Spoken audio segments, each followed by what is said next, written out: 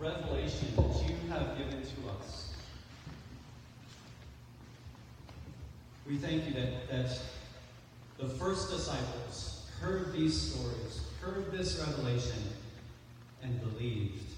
Lord, we ask that as they did, we would also hear and believe and be changed to follow you in Jesus' name. Amen. Yes, amen. Please be seated.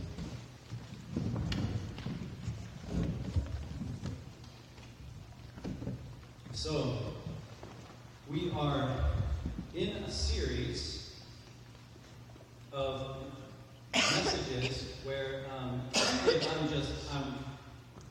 I'm giving all my favorite messages again.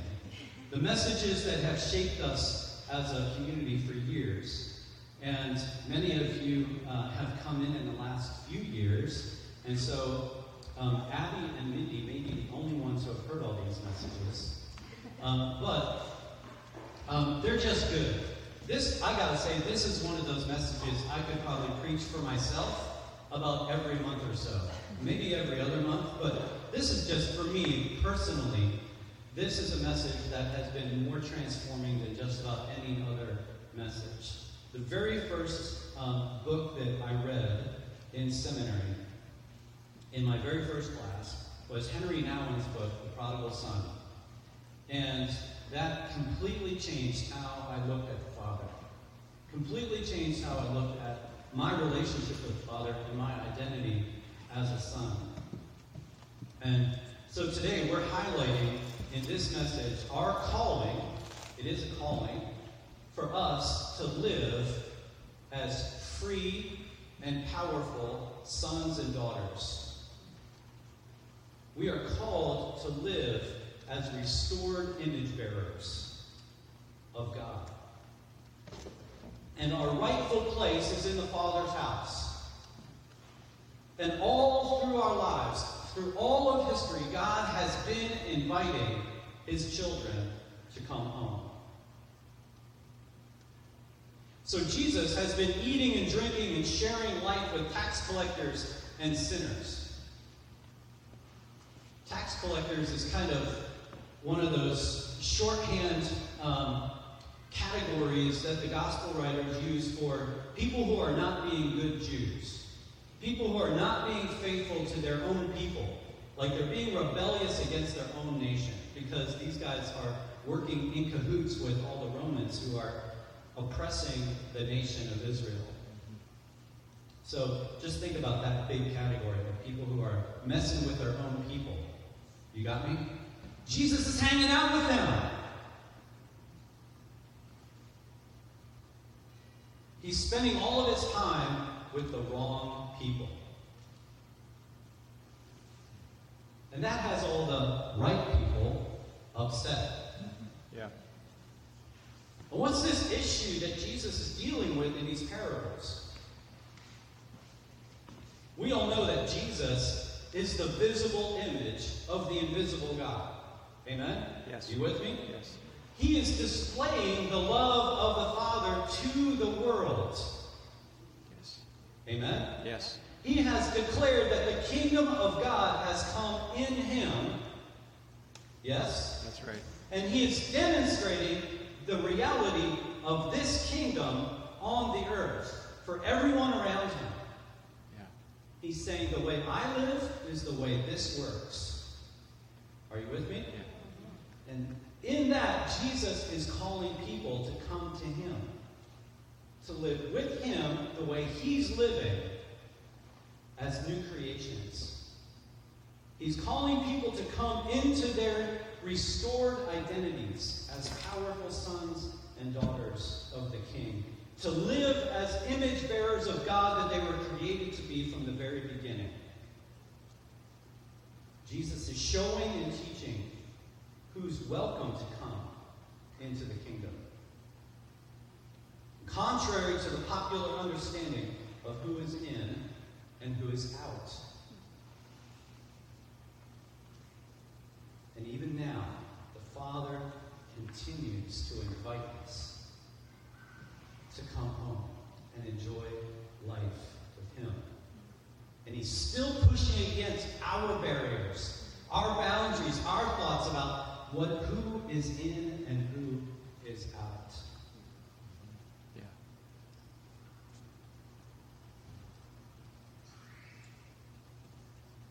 So I'll just take this piece by piece. Jesus said there was a man who had 2 sons. The younger of them came to his father and said, "Father, give me the share of the property that will belong to me." So he divided his property between them. This is really offensive. Picture this. The whole crowd that listened to Jesus, when Jesus said this line, the whole crowd around him would have gone, "He did what?" Yeah, that's right. The son is essentially saying to the father, "I wish that you were dead so that I could have all that's coming to me so that I can do whatever I want." Think about saying that to your own fathers. That's right. "Give me the money I'll get when you die so that I can do with it what I wish now." This is actually an extremely accurate portrayal of sin. Our human desire is to live life on our own terms without God. We take all the goodness of God, the life that God has given to us, and we say, "I'll have this for myself and do what I want with it." Are you with me? Yeah. The Father honors the Son's choice, just as He honors our own choices. The Father doesn't have to carry out the Son's request, but He does. Tragically, what the Son is choosing is the benefits of relationship without relationship.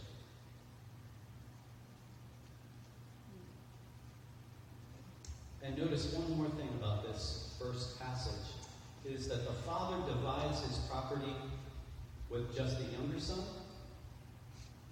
No. He divides it between them both.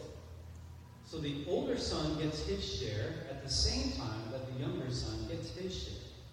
And in those days, the elder son would have gotten twice as what the younger son got. So for 2 sons, the father would divide all that he had into thirds, give the elder son 2 shares, 2/3, and the younger son 1/3.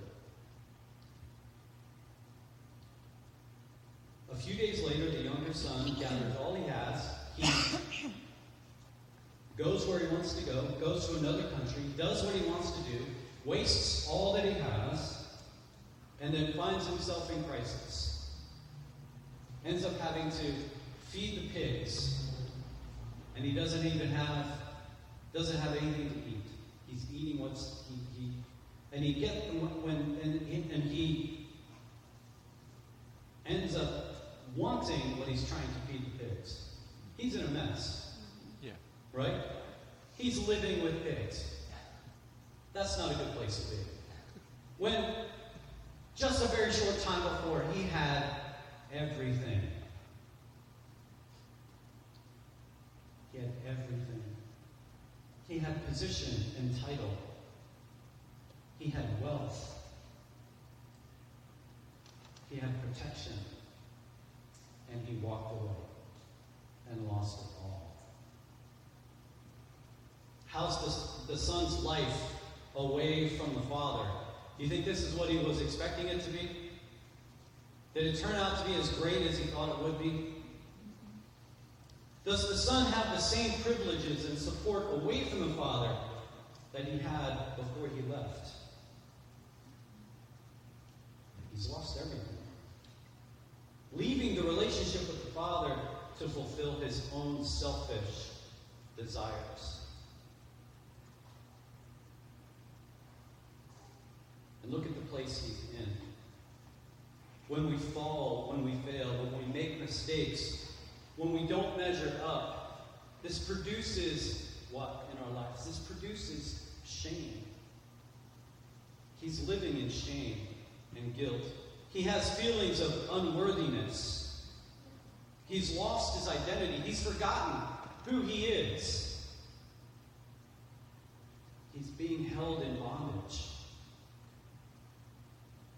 But had the son's identity really changed at all?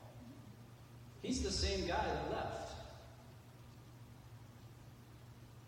He's simply chosen to live away from the Father. He's chosen to live life on his own terms. And this is an everyday, even an every moment choice for us all. We all have a big moment where we decide, my life is not as it should be. This is a mess. I need more. I need Jesus. And we turn our lives over to the Lord. But then, don't we all have daily, even hour by hour, even moment by moment decisions where we make the choice, I will live life with the Father. I will not choose my own way. I will choose the way of life. I will choose the way of the Father. But when he came to himself, he said, how many of my Father's hands have bread enough to spare? But here I am dying of hunger. I'll go to my Father and say, Father, I've sinned against heaven and before you. I am no longer worthy to be called your son. Treat me like one of your hired hands. How many of you know it's always a good idea to come to your senses at some point? Amen? It's always a good idea to come back to the Father when we've really blown it. And this is a pattern that we see at play all over and over again in the Scriptures. Starting right away with Adam and Eve. Yeah, that's right. They completely blow it, deciding that they want to decide for themselves what is good and what is bad. And the Lord comes to them and covers them and protects them and provides for them. Abraham and Sarah decide for themselves that they will make an heir by taking Hagar and abusing her and doing it their own way. And God comes to them and restores them and says, I'll still give you an heir, even though you did this on your own. He does it over and over again with the tribes. All the way, we can look at just, there are 7 or 8, maybe even 9 of this repetition of this pattern in the book of Judges, where Israel is faithful to the Lord. He blesses them and protects them and provides for them. And then they turn away and do what they want to do. They follow after other gods. And then he lifts his hand from them. They're struck down by their enemies. They cry out again, and God has compassion over them and comes to the rescue again and again and again. And of course, the most famous of these stories in the Old Testament is the Exodus, where the people of Israel are held in bondage and slavery for hundreds of years by Egypt, and God hears their cry and sends a rescuer. And of course, this is what Jesus is doing for all of humanity. Where God can no longer, God must come. God must come as the rescuer to bring us out of the pit, to bring us out of our bondage, to show us the way to live, to come back home.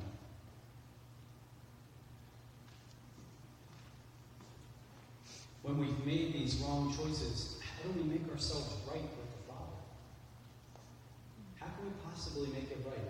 The Son thinks he knows how to make it right with the Father. What does he do? He carries his guilt with him. He declares himself unworthy. And he says, I'll work for you. I'll become one of your hired men. I'll work to pay off my debt. Essentially, how could he possibly work hard enough to do enough that could please the Father, that could repay a lifetime's inheritance? And we try to make this same bargain with the Lord ourselves sometimes, don't we? If I could just work hard enough, the Father would be pleased with me. If I could just give enough, if I could just serve enough, if I could just, then I could be justified. We can't justify ourselves. We can't work ourselves out of the pit. Amen. We can't pay the price for our own lives. This often sounds like humility when we say it, but it's really pride and arrogance. And we're trying to make a bargain. We're trying to buy God off with our service. When we say, if I do this for you, God, will you do that for me?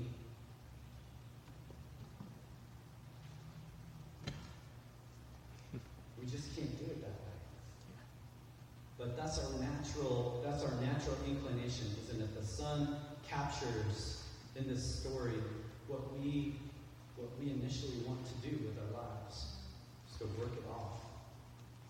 So he heads back home. And the story changes. The story turns again. And again, the hearers that in Jesus' day, if they had heard this line, they also, again, would have been shocked. The father did what? Sees his son coming in a distance and gets up and runs to him. No Middle Eastern man would have run anywhere. Because in those days, and even today, do rich, powerful men run anywhere? No. They send somebody, right? The Father doesn't send somebody for you. He comes. He runs. He runs for his son. He runs for his son. He wants to get there first. To grab up his son and hug him and kiss him. So many commentators believe that he wanted to get to his son first before anybody in the village saw him. Because there was a law that if a son did what this son did, the village should stone him if he comes back home. And the father wanted to protect his son. And of course, the son launches into his plan. Father, I've sinned against heaven and before you, and just take me on as your hired man. And the father doesn't even let him get the whole plan out. He interrupts him and says to his servants, Father's not even listening to his confession. He's not even listening to his plan. Because the father's plan has always been to completely restore this son the moment he shows back up again. He says, go get the best robe and put it on him. He's not giving the son's goodwill pile back to him. He's saying, give him my robe, essentially. Because the son took everything that was his with him, right? Lost it all. He gives him one of the best robes in the house. Who has the best robes in the house? The father. Gives him one of his robes. Puts the ring back on his finger. The robe restores his dignity. He's no longer naked and ashamed. He's no longer exposed. The dirt of the journey and the grime of living with pigs no longer shows. He puts sandals back on his feet to restore his comfort. He gives him a ring. He puts a ring on his finger. And presumably this is like a signet ring that business owners and farmers of the day would have used as their signature. And so the father is showing that this son has his authority restored again. So he's not taking him back and putting him on probation to say, well, let's just see how you do for a little while. See if you don't screw up again. Right? He's not saying, well, I'll give you a little bit and see what you do with that, and then we'll see how you, and then we'll see about restoring the rest of what you lost. And he restores his honor by throwing him a party. The father wants the whole community to know that this son is back and he is in his good graces.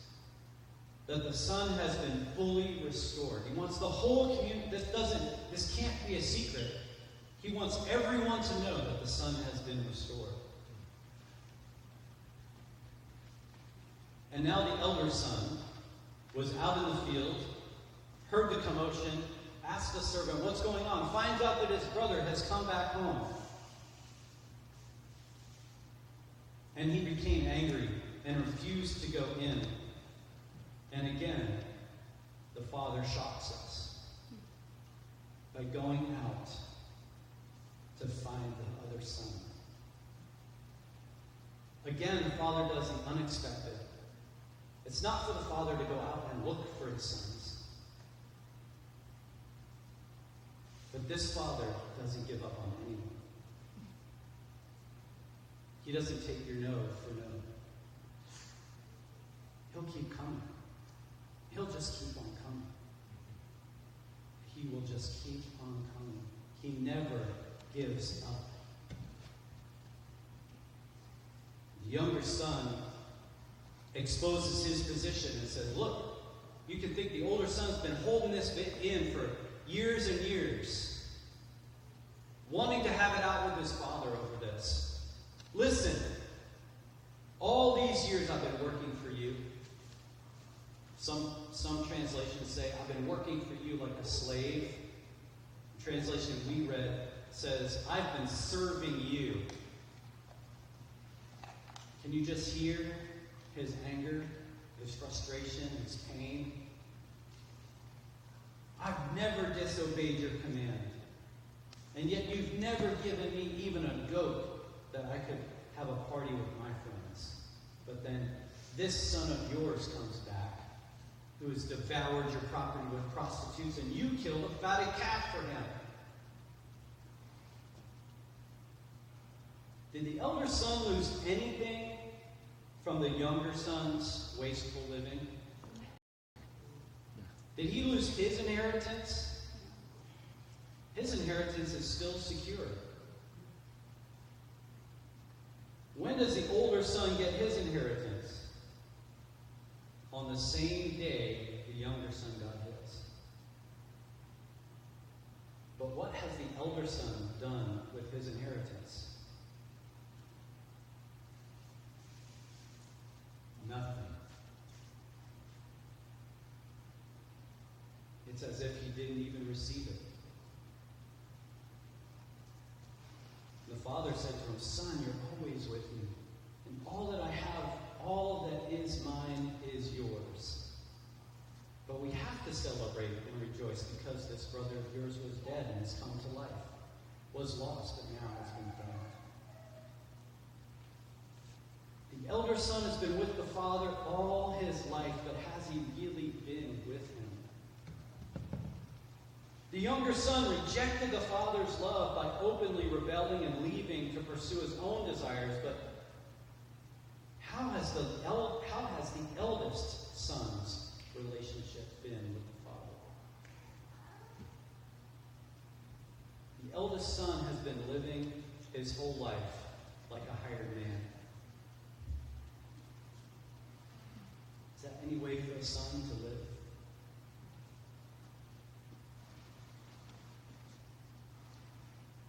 His relationship with the father is like that of a hired servant.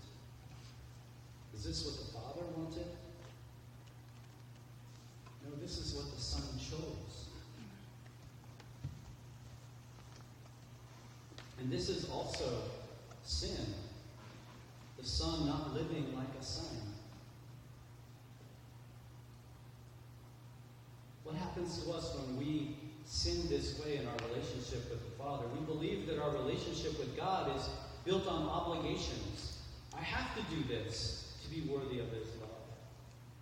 I have to perform in order to please Him. I have to work hard to get what I need. And believe me, I know this brings us to disappointment, anger and bitterness and resentment. Because we get this attitude of entitlement. We deserve good treatment from the Father because of all the hard work we've been doing for Him.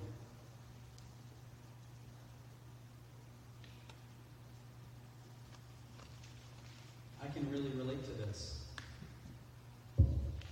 I grew up as the eldest son of an eldest son of an eldest son of farmers. And in central Pennsylvania, this is the way this works. Sons are not given the farm, sons earn the farm. And even while my grandparents were dying, they refused to sign the farm over to my father. He still had to earn the farm.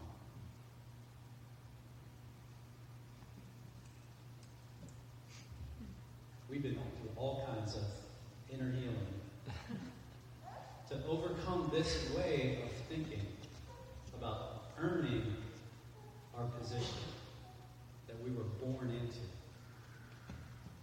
We have all been born into a position of privilege and power and authority and wealth as sons and daughters of the King. But we have to overcome what we've learned about our relationships in our own families. Amen? Mm-hmm. As good as we try to do it for our kids, we still don't do it just like Father God would, right? We still fall short. Both sons just wanted the stuff that the Father had to give them.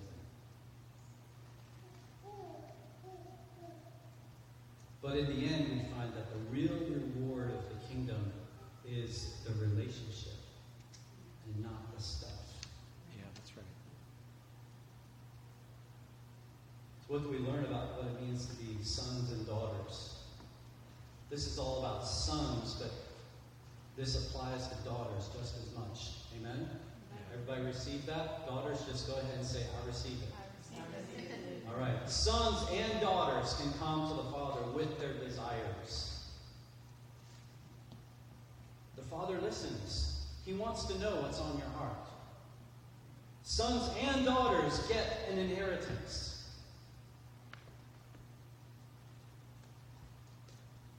And the Father withholds nothing from sons and daughters. He doesn't say no. He gives them their inheritance when they ask. And you get to use your inheritance as you please. What do you want to do with all the riches that your Father has given to you?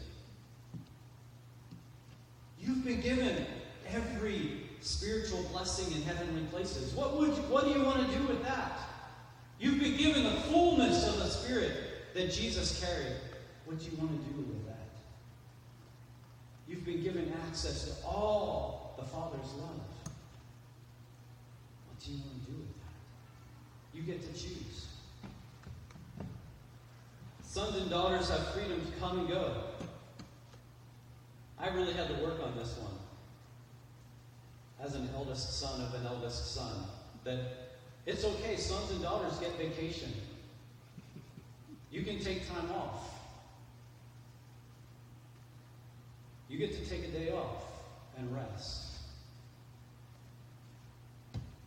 Because you're not being graded by your work.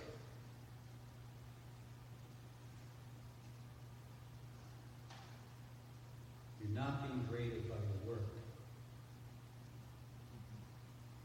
The Father wants you. He just wants you.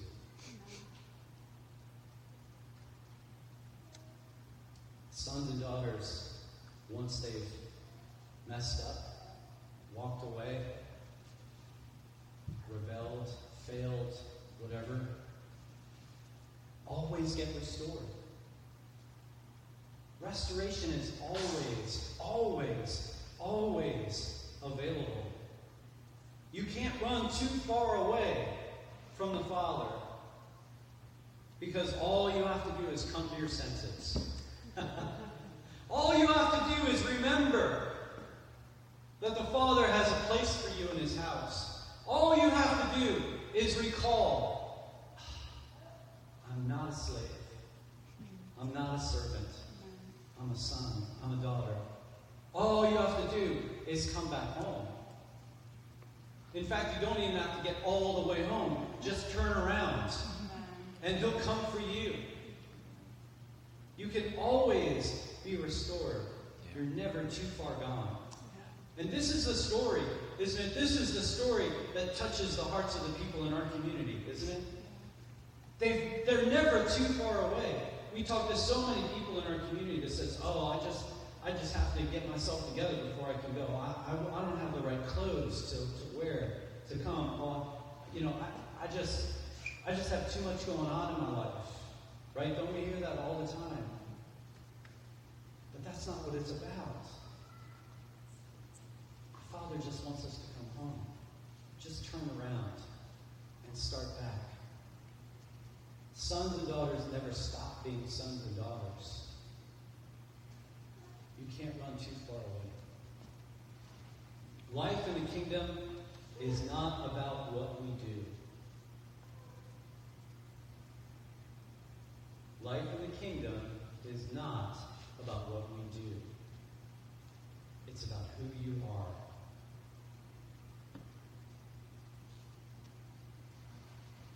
The Father is always inviting all his children to come back home and receive his love. And life in the kingdom comes out of our relationship with the Father. I loved so many of the songs we sang this morning about his presence. It's the reason why we also value his presence so much in our worship, in our prayer, in our service, in our compassion, in everything that we do. We want to be in his presence. And we want to do what we do out of his presence so that we know that it's not about what we're doing, but about who we are and who he is and what he's doing in us and with us. That's most important. It's not anybody can feed the neighborhood. Anybody can do the things we do, but no one can do what God can do. That's right. We're the only ones who can be who we are, where we are. You're the only one. You're the only one who can be who you are with God, with the people that you're around, in the place that you are, to reveal his goodness and his kindness.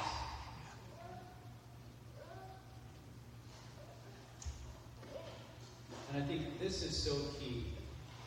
It's so important for us to learn how to have our needs met in relationship with him. Does everybody hear that? It's so important for us to have our relational needs met by him. Yes. If we don't do that first, then we try to get our needs met through sin. We try to get our needs met through some other means that will always bring pain, that will always bring hurt, that will always bring destruction.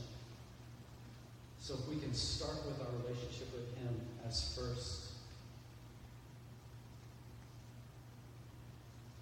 be filled by him, then we can be free to be who we are.